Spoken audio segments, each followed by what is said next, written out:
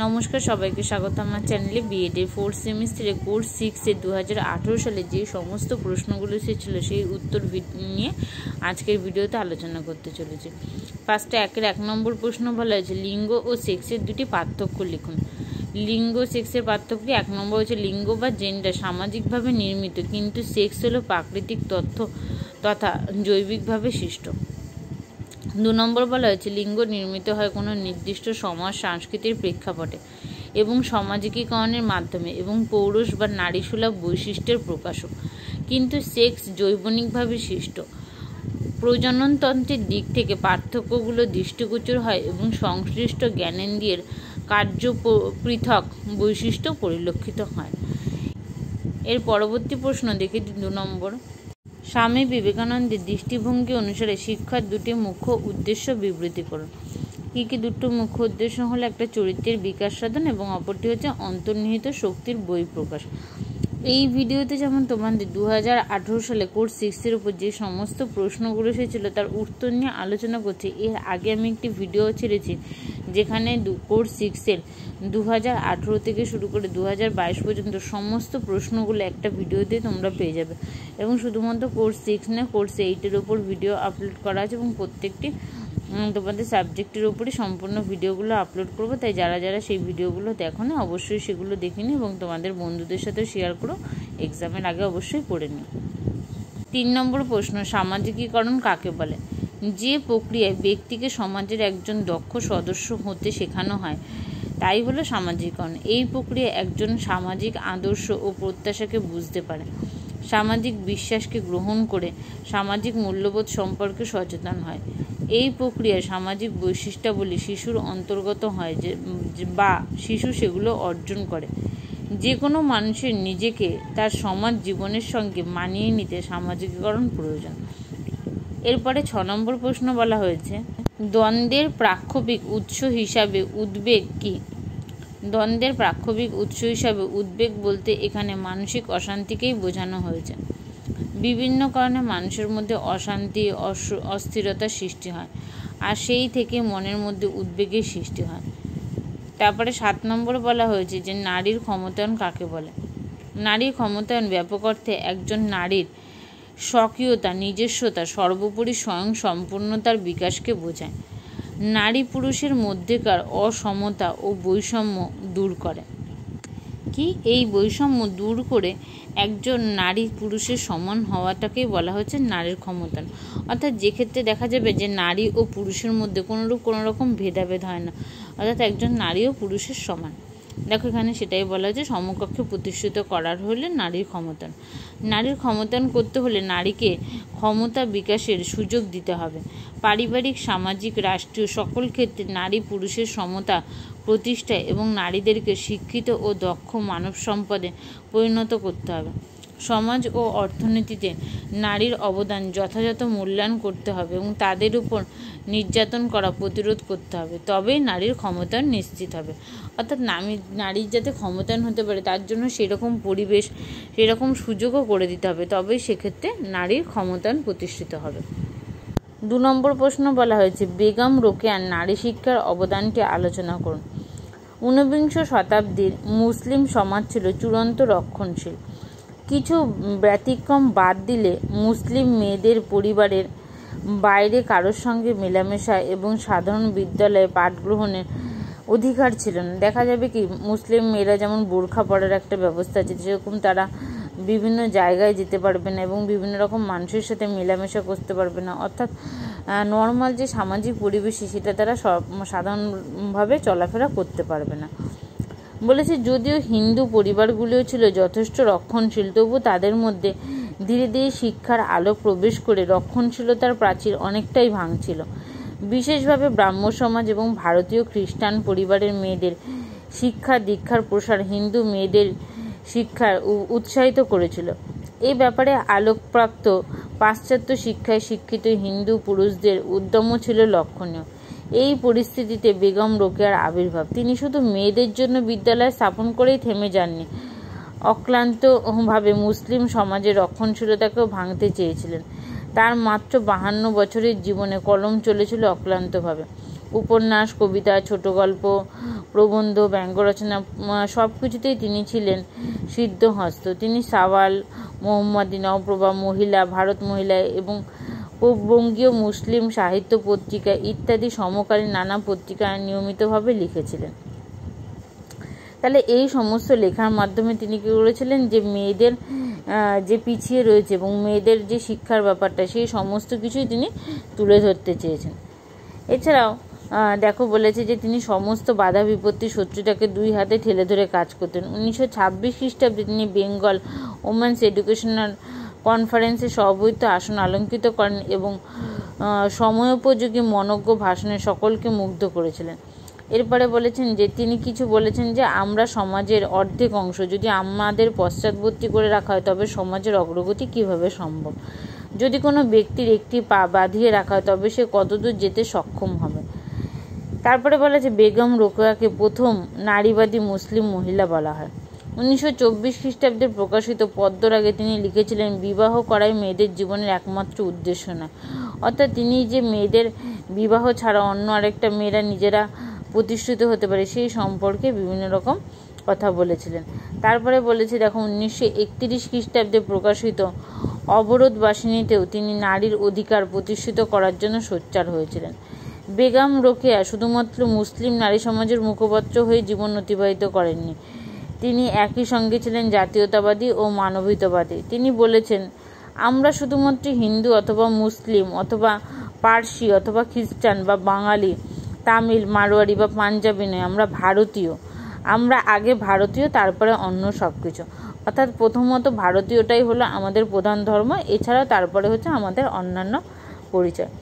প্রথম দিকে শিক্ষা তিনি পেয়েছিলেন দাদার গোপন সাহায্যে, সাহসও অর্জন করেছিলেন দাদার নিকট থেকে। বিবাহের পর স্বামীর সহায়তায় তার শিক্ষা ও সাহস আরও দৃঢ় হয়।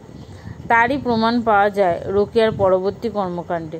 মুসলিম পুরুষ নেতাদের রক্তচক্ষু অগ্রাহ্য করে তিনি একজন প্রাবন্ধিক, সাহিত্যিক, সমাজ সংস্কারক, চিন্তাবিদ ও সাংগঠনিক হিসাবে নিজের অনন্য প্রতিভার পরিচয় দিতে সক্ষম হয়েছিলেন। দেশে নারী নির্যাতন ক্রমবর্ধমান, আজও মেয়েদের পুরোপুরি অবরোধ মুক্ত হয়নি। উপরন্তু নানাভাবে সমাজ এখনও অনেকটা পশ্চাৎমুখী। শুধু পার্থক্য এই যে মুসলিম মেয়েরা আজ অনেকটা অগ্রসর, আর এই অগ্রগতির সূচনা করে বেগম রোকেয়া শিক্ষা ও সামাজিক ইতিহাসে চিরস্মরণীয় হয়ে আছেন। বাংলাদেশের রংপুরে তার নামে বিশ্ববিদ্যালয় আছে এবং সেখানেই প্রতি বছর তার জন্ম তথা মৃত্যুদিনটিকে বেগম রোকেয়া দিবস হিসেবে পালন করা হয়। সেটা কবে? 9ই ডিসেম্বর। কিন্তু দুর্ভাগ্যের বিষয়ে তার কর্মক্ষেত্রে এই বাংলায়, বিশেষভাবে কলকাতার একমাত্র শওকত মেমোরিয়াল গার্লস স্কুল ছাড়া অন্য ক্ষেত্রে বেগম রোকেয়া এক বিস্তৃত নাম। এরপরে 3 নম্বর প্রশ্ন কি আছে? ধারাবাহিক হিংস্রতার সংস্থা হিসাবে কর্মক্ষেত্রের ভূমিকা আলোচনা করুন। Discuss the role of workplace as the agency of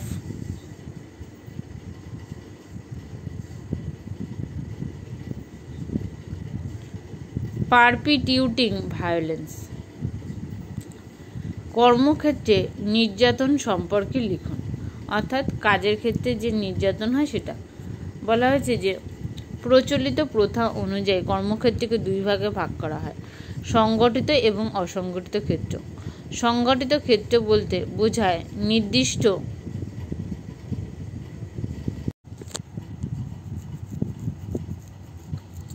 নিয়মিত নিয়ম নীতি অনুযায়ী নানা সুযোগ সুবিধার সহ কর্মীরা কোনো নিয়োগকর্তা কর্তৃক নিযুক্ত হন। সংগঠিত ক্ষেত্রে বেতন ও কাজের ধরন পূর্ব নির্দিষ্ট, অর্থাৎ সংগঠিত ক্ষেত্রে কর্মী ও নিয়োগকর্তার মধ্যে যে চুক্তি থাকে তাই উভয়ের আচরণকে নিয়ন্ত্রণ করে। অন্যদিকে অসংগঠিত ক্ষেত্রে সাধারণত দৈনিক ভিত্তিতে কর্মনিযুক্ত হয়। সেখানে মজুরি সংক্রান্ত কিছু কিছু বাধ্যবাধকতা থাকলেও এবং নির্দিষ্ট ধরনের কাজের জন্য নিযুক্ত হলেও শেষ পর্যন্ত অনেক কিছু অনিশ্চিত। কাজের সময়, স্থায়িত্ব, পরিমাণ সব কিছু অনির্দিষ্ট। কাজ শেষ হলে নিয়োগকর্তা এবং কর্মী কারোর কোনো দায় থাকে না। কিন্তু এক্ষেত্রে কাজের ক্ষেত্রে শর্তাবলীর সমস্যা সাধারণভাবে এগুলো আলোচনার বিষয় নয়। আলোচনার বিষয় কর্মক্ষেত্রের অত্যাচার। ইতিপূর্বে সুপ্রিম কোর্টে নির্ধারিত নির্যাতনের যে সংজ্ঞা দেওয়া হয়েছে তা কর্মক্ষেত্রে যৌন নির্যাতন নিবারণের উদ্দেশ্যে এক নির্দেশিকাতেও অন্তর্ভুক্ত করা হয়েছিল। উক্ত নির্দেশিকার কর্মক্ষেত্রে যৌন নির্যাতন সম্পর্কিত আচরণে আরও ব্যাখ্যা দেওয়া হয়েছিল যে বেতনভোগী সাম্মানিক দক্ষিণা কিংবা স্বেচ্ছাসেবী হোক, সরকারি, বেসরকারি অথবা প্রাইভেট যে কোনো ধরনের সংস্থাই হোক না কেন, ভুক্তভোগী যদি যুক্তিসঙ্গতভাবে মনে করে যে তার আচরণ একজনের ক্ষেত্রে চাকরির ক্ষেত্রে সম্মানহানি ঘটাতে সৃষ্টি করছে এবং তার পদোন্নতি ঘটছে, তবে সেক্ষেত্রে সেটি কর্মক্ষেত্রে বাধা সৃষ্টি হয়। সহজ কথায়, কর্মস্থলে যদি পদোন্নতি ও কাজে বাধা সৃষ্টি করে যৌন সুবিধা পাওয়ার চেষ্টা করা হয়, অপমানসূচক ও স্বাস্থ্যহানিকর আচরণ করা হয়, তবে তা নির্যাতনের পর্যায়ে পড়ে। সাধারণভাবে দেখা যায় ঊর্ধ্বতন কর্মচারীরা অধস্তন কর্মীর কাছে যৌন সুবিধা পাওয়ার চেষ্টা করে নানা রকম প্রাপ্য অধিকারে বাধা সৃষ্টি করে। বাস্তবিক পক্ষে কর্মক্ষেত্রে যৌন নির্যাতন সম্ভবত সবচেয়ে ব্যাপক ও প্রায় সর্বজনীন। আমেরিকার সর্বোচ্চ পদাধিকারী ব্যক্তির বিরুদ্ধে অতীতে এমন অভিযোগ সত্য প্রমাণিত হয়েছে, আবার ভারতের মতো দেশের অতি সাধারণ স্তরে এই ঘটনা ঘটে থাকে। সরকারি অফিসের চেয়ে বেসরকারি কর্মস্থলে নির্যাতনের পরিমাণ বেশি থাকে কিছু কিছু ক্ষেত্রে, এবং এর ক্ষেত্রে পদোন্নতি, বদলি প্রভৃতি জিনিস দেখানো হয়। প্রশ্ন এই যে পুরুষ কর্মীদের ক্ষেত্রে কি এই জাতীয় অত্যাচার ঘটে? পুরুষ কর্মীদের ক্ষেত্রে পদোন্নতি, বদলি ইত্যাদির ক্ষেত্রে একটু ভিন্ন ধরনের অত্যাচার ঘটে। তারপরে দেখো বলা হয়েছে কিছু কিছু দেওয়া হয়েছে যে জুতোয় ফিতে বাঁধা বা জুতো পরিষ্কার করা, বাড়ির বাসন মাজা, ঘর পরিষ্কার করা, মালির কাজ করানো, এগুলো বিশেষ বিশেষ পদাধিকারীদের মধ্যে অতি সাধারণভাবে ঘটনা বলে শোনা যায়। পাঠ্যপুস্তকে বিদ্যালয় পাঠ্যক্রমে লিঙ্গ বৈষম্যের বিভিন্ন দিকগুলি সংক্ষেপে আলোচনা করুন। অর্থাৎ বলা হয়েছে যে discuss briefly different aspect of gender discrimination in text book in school curriculum. এবার বলা হচ্ছে পাঠ্যপুস্তকে লিঙ্গ বৈষম্য বিষয়টি আলোচনা করার কথা বলা হয়েছে। কি কি জিনিস আছে দেখে নিই, অর্থাৎ আমাদের যে টেক্সট বুকের ক্ষেত্রে সেই ব্যাপারটি।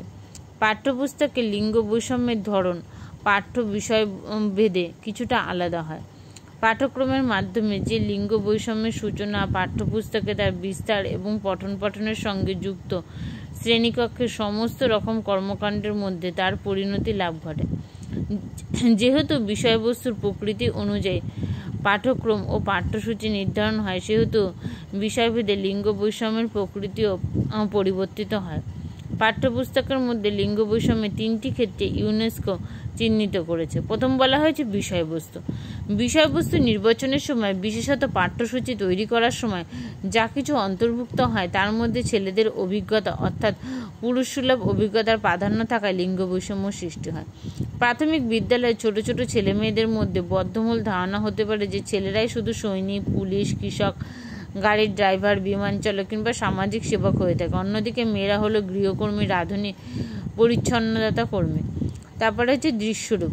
বিষয়বস্তু নির্বাচনের সঙ্গে সামঞ্জস্য রেখে চিত্ররূপ অর্থাৎ ছবি নির্বাচনের ক্ষেত্রে দেখা যায় মেয়েরা সবসময় প্রথাগত স্ত্রীসুলভ আচরণ পালনে রত। খুব ছোট শিশুদের জন্য যে সমস্ত ছড়ার বই সচরাচর ছবিসহ ছাপা হয়, সেখান থেকে এই বিভাজন স্পষ্ট। ছড়াতে এবং ছবিতে কুকুর চেয়ে খোকার প্রাধান্য বেশি। ছড়ায় খোকা মাছ ধরতে যায়, তাকে দুধ মাখা ভাত খাওয়ানোর জন্য ডাকাডাকি করা হয়। পুত্র সন্তান আদরের ধন, কিন্তু খুকি ইলিশ মাছের ঝোল রান্না করে অপেক্ষা করে কখন সোনা ফিরবে। ছবিগুলোর মধ্যে ছেলে এবং মেয়ে সাজসজ্জা লক্ষণীয়। ছড়ার বই থেকে পাঠ্যপুস্তকের পৌঁছালে রকমারে মূল ধারা থাকে, অর্থাৎ অব্যাহত থাকে লিঙ্গ বৈষম্য সৃষ্টির প্রয়াস। এরপরে বলা হয়েছে মূল্যায়ন। পাঠ্যান্তে মূল্যায়নের জন্য যে অনুশীলনী রচিত হয় সেখানেও লিঙ্গ বৈষম্য যথেষ্ট। সেখানে মেয়েদের প্রতিনিধিত্ব কম, ছেলেদের প্রতিনিধিত্ব বেশি। এরপরে চলে আসি ভাষা। অপর একটি বিশ্লেষণে বিষয়বস্তু নির্বাচনে অনুপাতিক প্রতিনিধিত্বকে লিঙ্গ বৈষম্যের ক্ষেত্রে সমতা রক্ষার পাশাপাশি যে ভাষার পাঠ্যপুস্তক লেখা হয় সেই ভাষার মধ্যে লিঙ্গ বৈষম্যের প্রবল প্রভাব লক্ষ্য করা হয়েছে। অধিকাংশ ভারতীয় ভাষায় পুরুষ লিঙ্গবাচক শব্দ এবং স্ত্রীলিঙ্গবাচক শব্দ আলাদা। স্বাভাবিকভাবে দুই লিঙ্গের মধ্যে ব্যবহার করে পুস্তক রচনা করা হয় না। ইংরেজিতে হি, শি, কিং, কুইং ইত্যাদি যেমন আছে, তেমনি টাইগার, টাইগার্স, ম্যান, ওম্যান এরকম অসংখ্য শব্দ আছে। আবার দুই লিঙ্গকে বোঝে এমনও শব্দ আছে, কিন্তু পাঠ্যপুস্তক রচনার সময় হি, ম্যান, টাইগার জাতীয় শব্দই বেশি ব্যবহার করা। যদি নির্দিষ্টভাবে স্ত্রীলিঙ্গ ব্যবহার করা প্রয়োজন তখনই সি ও মান জাতীয় শব্দগুলো ব্যবহৃত হয়। বাংলায় সর্বনাম পদগুলো লিঙ্গভেদে নেই। তারপর বলছে কিন্তু অন্য ক্ষেত্রে শিক্ষক, শিক্ষিকা, ছাত্রছাত্রী, নারী, পুরুষ ইত্যাদি কিছু কিছু শব্দ আছে যেগুলো কখনো কখনো একসঙ্গে ব্যবহার করা হয়, কিন্তু বেশিরভাগ সময় পুরুষবাচক শব্দই বেশি ব্যবহৃত হয়, যেমন ছাত্র আন্দোলন, শিক্ষক দিবস। তারপরে বলা আছে বাংলায় আমজনতাকে বোঝাতে রাম, শ্যাম, যদুমধু ইত্যাদি নাম, টম, ডিক ইত্যাদি মনে করা হয়। সেই সঙ্গে সুদূর অতীতে বঙ্কিমচন্দ্র তার প্রবন্ধে রামা কৈবর্ত আর হাসিম শেখের নাম উল্লেখ করেছিলেন একই উদ্দেশ্য, অর্থাৎ এটাই স্বাভাবিক। প্রতিনিধিত্বের ক্ষেত্রে লেখকের তুলনায় লেখিকাদের প্রতিনিধিত্ব কম, ছেলেদের নামের চেয়ে মেয়েদের নাম কম।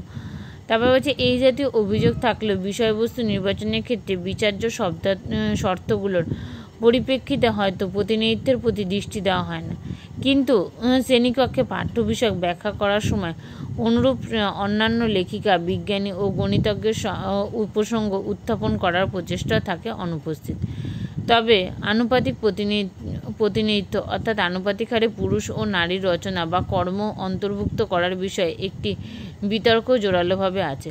পাঠ্যপুস্তকে আনুপাতিক প্রতিনিধিত্ব বিচার করার ভিত্তিটি পরিমাণগত, কারণ স্থির করতে হবে যে পুনঃপৌনিকভাবে গণনা একান্ত আবশ্যিক। কিন্তু সমান বা আনুপাতিক প্রতিনিধিত্ব কি লিঙ্গ সমতার গুণগত দিকটিকে নিশ্চিত করতে পারে? কারণ মেয়েরাও যে সমাজের উন্নততর ভূমিকা পালনে দক্ষ ও অধিকারী, এই বিষয়টি পাঠ্যপুস্তকের মাধ্যমে প্রতিষ্ঠিত করা লিঙ্গ সমতার প্রকৃত তাৎপর্য। এরপরে আছে লিঙ্গ পক্ষপাতিত্ব। একাধিকবার এই শব্দটির উল্লেখ করা ও ব্যাখ্যা দেওয়া হয়েছে। এর সহজ অর্থ শুধুমাত্র পুরুষদের ভূমিকাকে বড় করে দেখানোর প্রয়াস, মেয়েদের ভূমিকা গৌণ ও হীন কিংবা তুচ্ছ কাজের বেলায় দেখানোর চেষ্টা। পাঠ্যপুস্তকের লিঙ্গ পক্ষপাতিত্ব দূর করার উদ্যোগ আন্তর্জাতিক ও জাতীয় স্তরে নেওয়া হয়েছে। সেই বিষয়টিও ইতিপূর্বে বলা হয়েছে। সমস্ত উদ্যোগের একটি উদ্দেশ্য সমাজ জীবনে লিঙ্গ বৈষম্য দূর করে প্রকৃত সমতা আনা।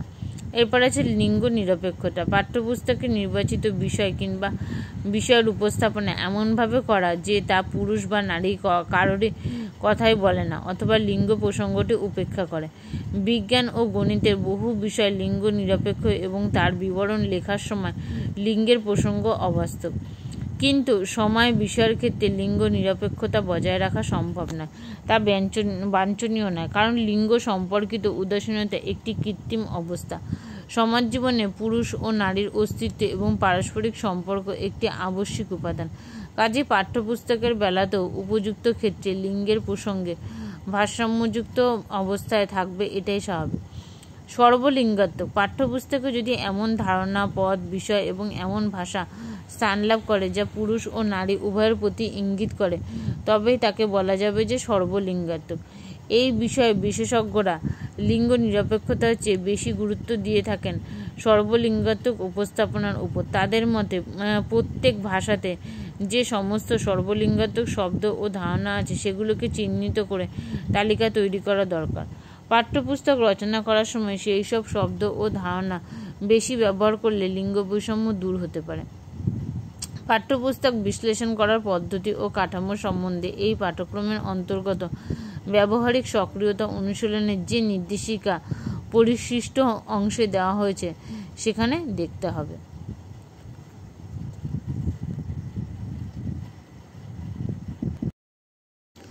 7 নম্বর প্রশ্ন বলা হচ্ছে ভারতীয় সমাজের পটভূমিকায় জাতি ব্যবস্থা, শ্রেণী, ধর্ম, তারপরে বলেছে নিকুলগত সচেতনতা ও শারীরিক প্রতিবন্ধকতার পরিপ্রেক্ষিতে সাম্য ও ন্যায়ের ধারণাটি বিবৃত করুন।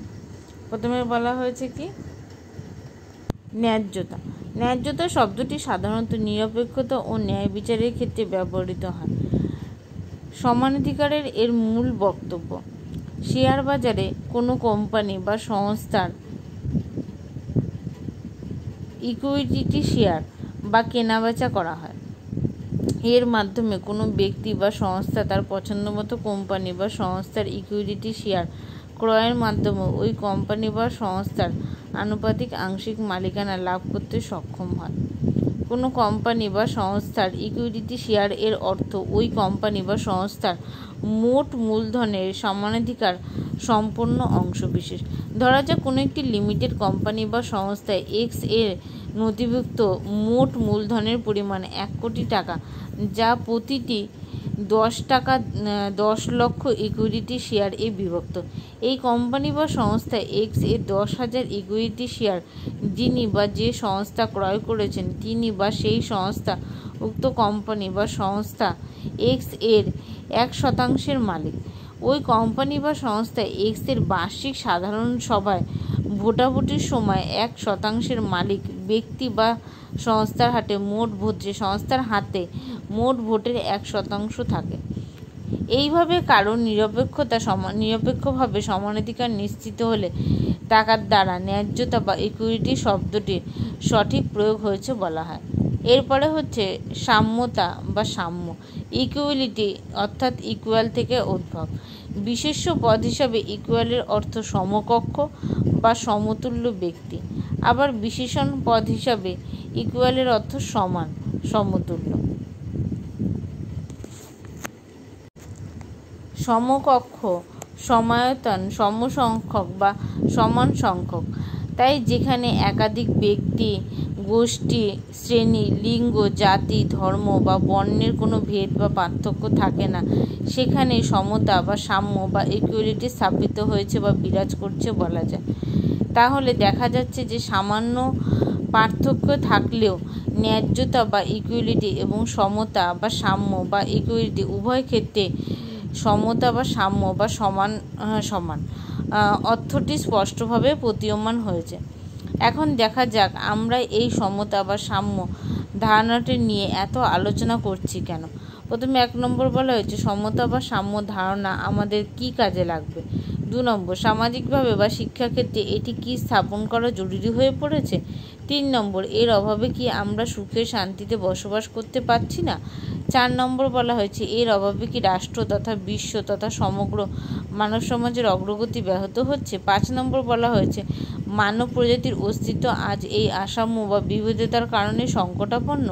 ঠিক তাই ব্যক্তি, গোষ্ঠী, শ্রেণী, লিঙ্গ, জাতি, ধর্ম বা বর্ণের বিভেদ আজ ভাইয়ে ভাইয়ে, গোষ্ঠীতে গোষ্ঠীতে, শ্রেণীতে শ্রেণীতে, স্ত্রী পুরুষে সন্দেহর অবতারণা ঘটেছে। ফলে মানুষে মানুষে হাতাহানি, গোষ্ঠীযুদ্ধ, বিভিন্ন ধরনের সংগ্রাম দেখা যাচ্ছে। ইউনেস্কো শিক্ষার দ্বারা সমগ্র বিশ্বে মানব সম্পদের যথাযথ বিকাশের মাধ্যমে প্রাকৃতিক সম্পদের সদ্ব্যবহার করে মানব সমাজে উন্নতি সাধন করা। এখানে আমি আমার ভিডিওটি শেষ করলাম। পরবর্তী পিরিয়ডের প্রশ্ন উত্তর নিয়ে নেক্সট ভিডিওতে আলোচনা করব।